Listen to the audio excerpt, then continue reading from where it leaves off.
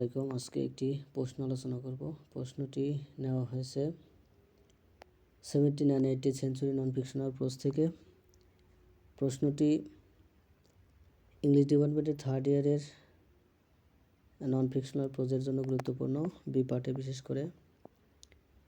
প্রশ্নটি হলো, why do people get fascinated to tell lies? Describe Bacon's concept of truth. মানুষ কেন মিথ্যা বলতে আগ্রহী হয়? বেকনের সত্য ধারণা বর্ণনা করুন। মানে সত্য বলতে কি বোঝায় বেকনের মতে, আর মানুষ কেন মিথ্যা বলতে আগ্রহী হয়, এই দুইটা প্রশ্নের উত্তর একসাথে করা হয়েছে। দুটাই গুরুত্বপূর্ণ। শুরু করছি। In his essay of truth, Bacon explains both why people are attracted to lies and what his concept of truth is. According to him, people are fascinated to tell lies mainly for two reasons.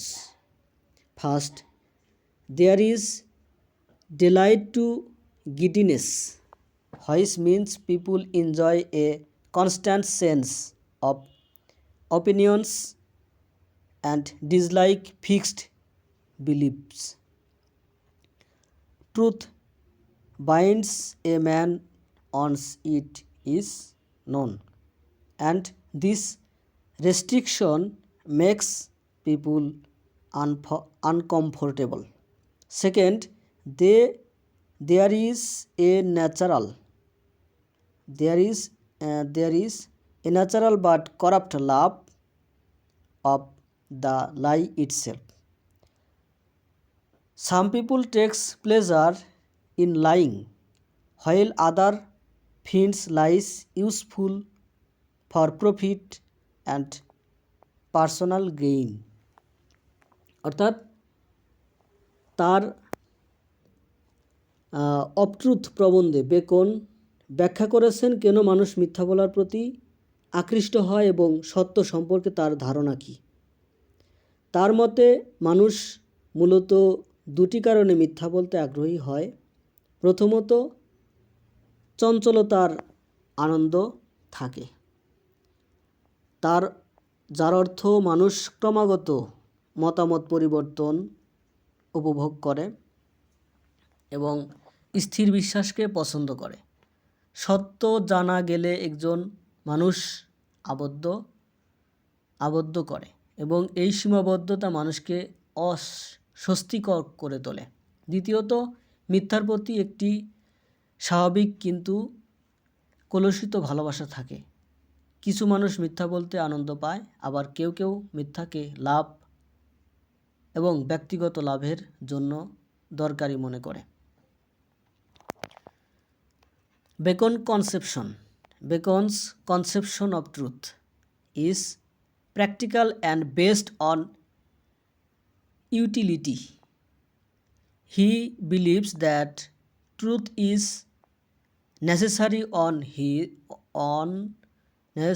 not only in religion and philosophy but also in everyday social life.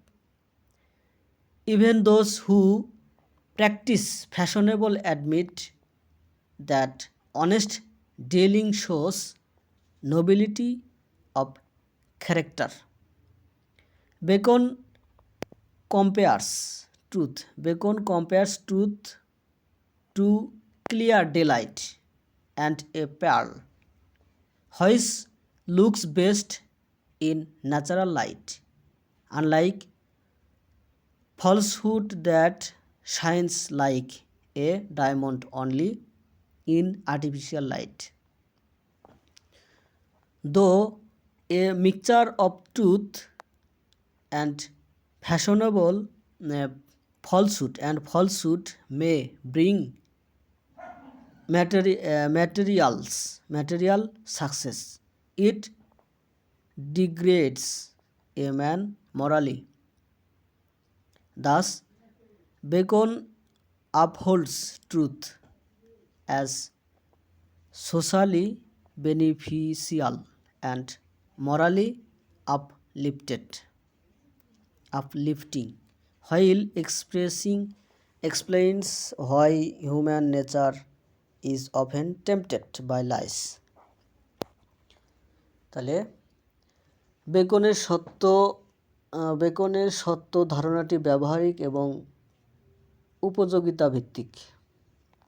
তিনি বিশ্বাস করেন যে সত্য কেবল ধর্ম এবং দর্শনেই নয়, দৈনন্দিন সামাজিক জীবনেও প্রয়োজনীয়।